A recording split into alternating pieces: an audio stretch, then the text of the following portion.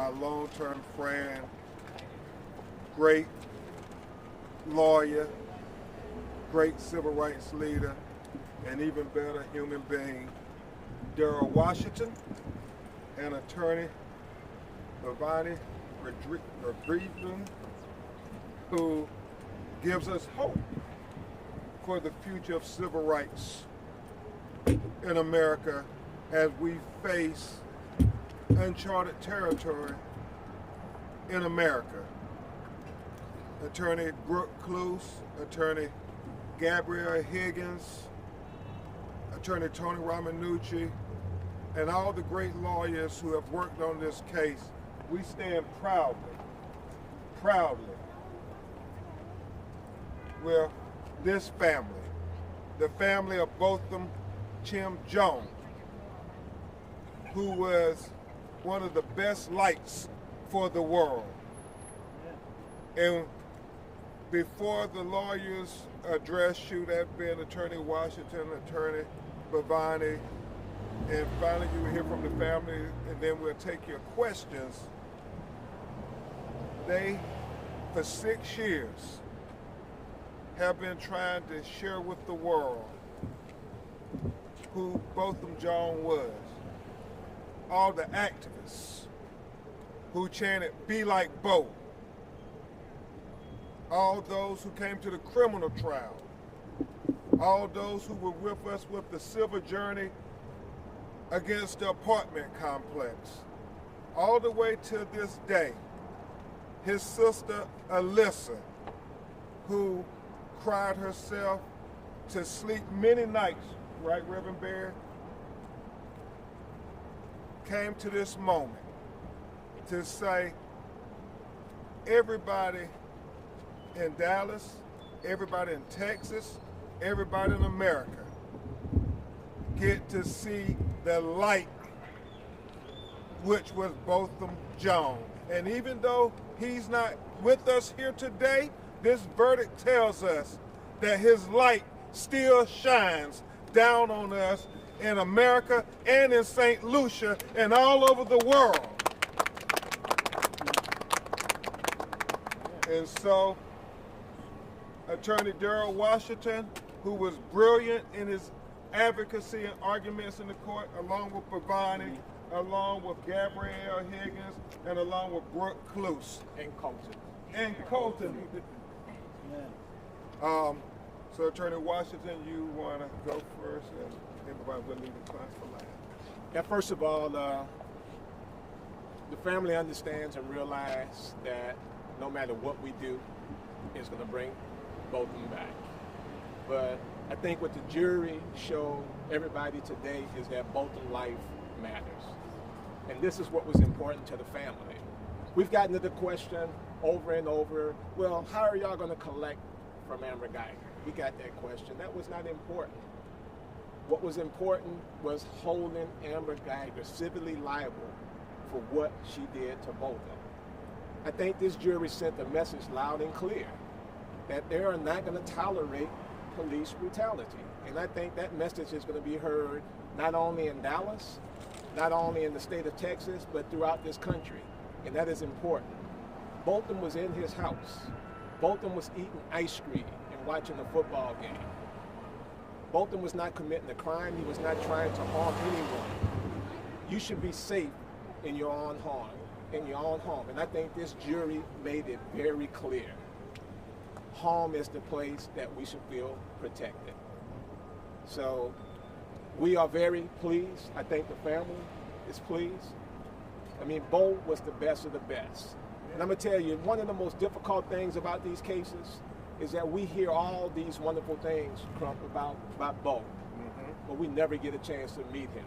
That's the thing that is just so very hard and so very sad. So we are very happy that this jury has spoken, and we're gonna continue to work. But let me just be very clear, and I think this is a message that needs to be heard. We have spoken about qualified immunity for years, but I think we need to look at the issue of Monell liability. The city of Dallas hired Amber Guyger. The city of Dallas was responsible for training Amber Guyger. On the night that Botham was killed, the city of Dallas and the police officers protected Amber Guyger. But yet, when you have a situation like this, they kick police officers under the bus and they run away from the liability of this. That needs to change, and it will change. Amen. Thank you very much, Darryl, for your brilliant advocacy. And I know you, Lee Merritt, and others for 6 years have been fighting this battle. Yes, absolutely. And now for this young lady who just worked day and night and day, Bhavani Ravindran, with the Ramanucci Blandon Law Firm. It was a privilege to argue for Botham's life along with you.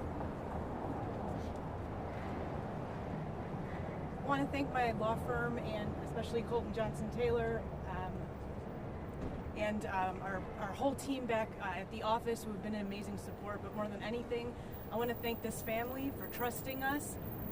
Allison always said that she just wants more people to say Botham's name because it gives her joy. And thanks to you all and the coverage that we get, thanks to this judge and this jury and the people of Dallas that came here through jury selection and put their trust in this family, his name is going to live on. It's going to be known and remembered with this number. And we hope you can all take a little bit of the joy and the love and the light that Botham was home with you, because I will remember this case and this family for my life. Thank you so much, Bhavani. The final attorney you will hear from is Attorney Brooke Cluse, who, when we heard the verdict announced, $98,650,000, she went into a gospel hymn saying, "Victory is mine." So, Attorney Cluse. Thank you, Attorney Crump. On behalf of the Jean family and the attorneys that prosecuted this case, we just want to say thank you to the jury. They valued Botham's life, which we know there is no dollar amount that could bring back or even value such a wonderful human being. But they saw value in his life, and we just want to thank them for that. Thank you so much, Attorney Cluse. I would be remiss if we didn't have the youngest lawyer of the team, who was also brilliant, Attorney Gabrielle Higgins, address you before we hear from this beautiful family. Thank you all so much for coming. I think the hardest thing for the jury to do is to place a number, a monetary amount on the value of life. But this process, the honor of representing this family, has given the city of Dallas another opportunity to see the life of Botham Jean and the light that that life has brought to all of us. And we are so very grateful for that. We are fighting every day at Ben Crump Law to raise the value of life, to raise the value of Black life. And we believe that this jury had the courage to do that today, and we're so grateful for that. We're wearing red because that was his favorite color. And I think that it's important that we continue to allow the legacy of Botham to live on, not just here, but all over this country. And we do that by fighting the good fight. Thank you. Thank you so much, Gabrielle. And first, we will hear from Botham's father, Mr. Bertram, and then the final word will come from his mother, Miss Allison, and then we will take your questions. Mr. Bertram. Good afternoon, everyone. It is amazing. Today is a great day for us, for my family and I. I want to say thank you first to our attorneys who fought a good fight, and we finished the cause. Today it is a day that I am a bit consoled. I am still heartbroken over the loss of my son. A city, Dallas, where he said he loved so dearly. However, he lost his life right in that city. But today I think justice was served, and we are very thankful, and we pray that it will be a lesson for the authorities. But we just happy today that justice was served. Life goes on. We will miss our Bo dearly, I can understand the thought of him not being around, but his memories, the wonderful things he did in this life, this gives me joy. And know that he was loved by so many, this gives me joy. So I'm just grateful for what happened today. Thank you. Thank you, Mr. Bertram. And then for the woman who has been the rock throughout this whole ordeal, not only for her family, but also for her legal team, who we feel like family. Miss Allison, we love you, and victory is ours today. Miss Allison. I just got some text messages from Botham's grandmother, and one says, "Touch not the Lord's anointed, nor do his prophets any harm." That's how my mom feels today. She said, "I'm sad, but I'm glad." The verdict today symbolizes what the jurors saw as the value that Botham brought to this world. They had to put it in monetary terms. I cannot feel it in monetary terms because I know how precious he was to me. But it sends a signal to the world that his life mattered. Yes. And this is the value that Botham could have brought to you in Dallas. He could have brought to us in St. Lucia. Yes, ma'am. So even from his family perspective, we knew that value. And I believe that value is much more. But at least you would understand what he meant to the world. Botham left our tiny island, St. Lucia, to seek better opportunities in the United States. He came to Dallas, a city which he loved. But Dallas was unkind to him. And so what I would like to leave with you is find out from your city how valuable each and every one of you is, because they need to demonstrate that value by the laws that they have, how they treat their people. Because leaving Dallas, Botham left us at the hands of an employee of the city of Dallas. But that city goes away scotch-free. Will they do it right? Will they do something about it? It doesn't have to be for Botham. But let's look deeper.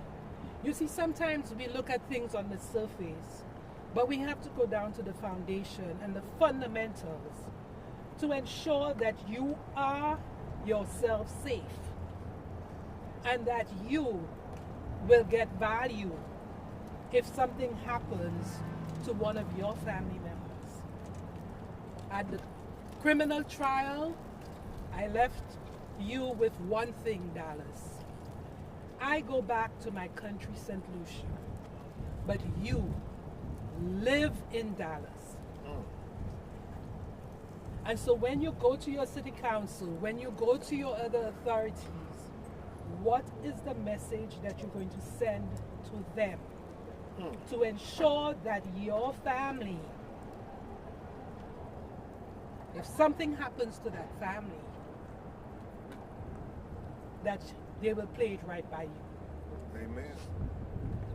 I want to thank my attorneys who have been with me throughout the 6 years. I want to thank Pastor Sammy Berry and the Dallas West Church of Christ, who stood with me. They've become like my blood brothers and sisters. My family at home in St. Lucia, my daughter who is on a flight as we speak, because she couldn't wait until tomorrow, she had to go back to work. My son who is in St. Lucia, Brand, and so many other people who have been with us. I really want to thank you. What I wanted today is peace. Closure. Not closure to the loss of Botham, because that closure will never go away. But closure through the legal process and all of the hurdles that we had to cross to get to this point. It's been tiring having to fly from St. Lucia to Dallas so many times. But today's verdict really gives me some consolation that you saw the value of Botham. So it didn't only come from what we knew inside, it came from you appreciating what we've presented to you as a son who we brought into the world and one who wanted to serve mankind, to serve the Lord, and to serve everybody around him. So all I could say is to adopt the slogan that was capped by his peers at PwC, to be like Botham. Thank you. Thank you, Ms. Alice. Be like Bo. And before we go to questions, we join Bhavani and Daryl and all the other lawyers in thanking Judge Lynn for presiding over these proceedings and thanking the jury for their very careful deliberations. As I told our counsels, in many ways, I was happy that the verdict wasn't for a $100 million round number. It was $98,650,000 because it demonstrates that the jury carefully deliberated and considered all the evidence. And so victory is ours today. Victory is ours. Victory is ours. Questions? Mr. Washington had said to the jurors that it's insulting to them that Amber Guyger chose not to be here in person. I would like to know from Botham's mommy and daddy, do you take that as well as an insult to this process, to listening to your stories again and her explaining why she killed your son? Absolutely. It just shows that she didn't take accountability for her actions. And she failed up to now to reach out to our family and say anything. All she's done is appeal her conviction, which showed that she still does not accept that she didn't take responsibility for the Botham's death. I'm Sean Rabb's secretary. Hi, he's on TV right now, but I'm going to ask a question on his behalf. This is nearly double what you were asking for. Could you just have a response to that? Attorney Washington. I mean, I think the jury sent the message. I'm so sorry, sir. The jury sent the message loud and clear. I mean, we told the jury that we generally don't want to place a life on our children's head, but in this situation here, I think it was very important for this jury to show everybody that Botham really mattered. I think it sends a message loud and clear that you're going to be safe at home. And that's what that message is all about, because we know that there have been so many other similar cases to Botham's case where individuals have been in their home and they have ended up Breonna Taylor, a lot of people, and they ended up dead. I think this sends a message that you should be safe at home. And I wanted to ask Mrs. Jean a question. What I am taking away from this today is that this has never been about money. Never been about money. It's about accountability. It's about the value of a life. You want people to know that Botham's life mattered. That's correct. It did. Mr. Washington, you spoke about the liability for the city of Dallas. Obviously, they were dismissed as part of this case. Is there any recourse for the family? Is there any further action that can be taken against the city at this point? I mean, obviously, we're looking at that right now. You know, we want to cherish the moment of what happened today, but we remain loud and clear that this family should have not had to go through this for 6 years. I mean, it makes no sense when you have something like this. When we saw that Amber Guyger, we asked the officer a question during trial. We say, had Amber Guyger been a normal citizen, not a Dallas police officer, would you have detained and arrested her? And he said yes. So we know that Amber Guyger was receiving the protections of the city of Dallas. The city of Dallas is very disheartening that in 6 years, they haven't just really taken the time to sit down with this family and say, we're sorry for what happened to both of them. They've never done it, and that is just so very important. They fought this family instead of apologizing to this family. And I think this is what hurt them so much, because Botham loved Dallas. He loves Dallas so very much, and I think Botham was one of the best of the best. And Dallas lost out when we lost somebody like Botham. So for them to treat this family like this, it's truly insulting. It's truly insulting, and it just needs to stop. I mean, because the city of Dallas could have put this to bed 6 years ago. And it do beg the question that people all over America asks: if the roles were reversed, what will Dallas have done for Amber Guyger? Has she been in the apartment and both of them came into the wrong apartment and shot her? Would Dallas have acted differently? Many of us believe they would have, and that is what is so disturbing to Botham's family and many people all across America. Did the jurors, when you guys spoke with them, if the Jeans want to say anything in particular, but did they say if they were hung up on anything in those 3 hours? We didn't really have those type of conversations. I mean, it was a very emotional time, not only for the family, but for the jury. And they were crying, and people really understood Botham was special. He was special.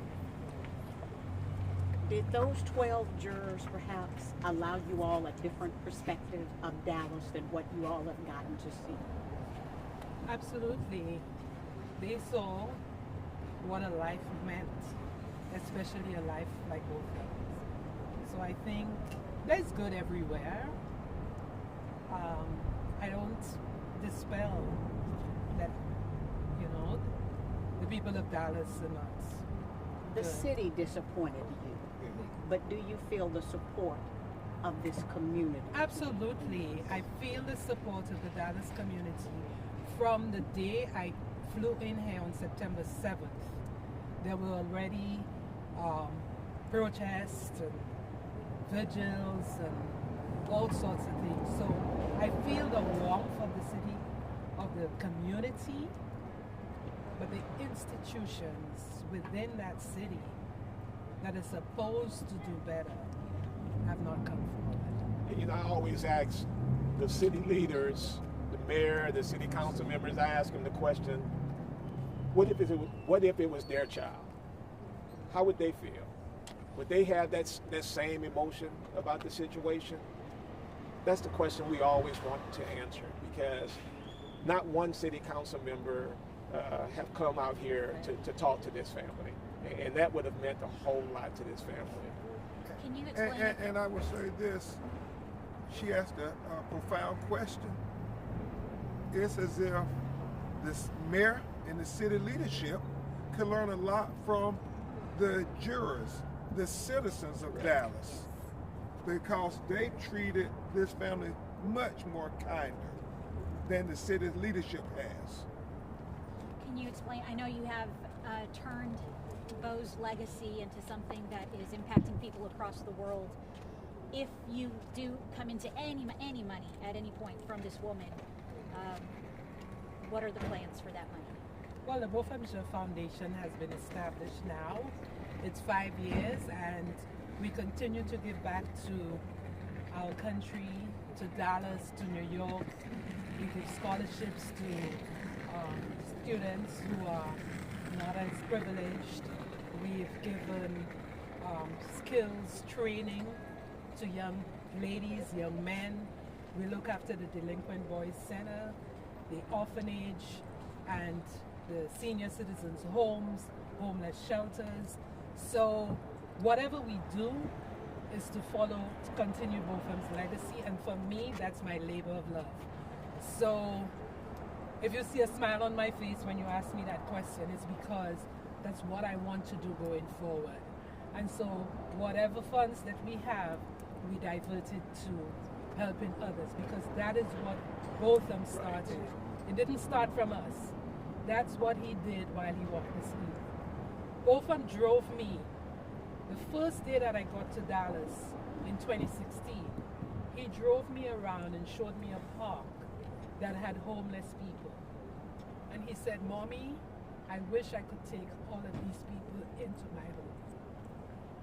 That's who Botham was. And so we want to continue that legacy because it's rich, it's positive, and it's one that will make the world a better place. Amen. Thank you.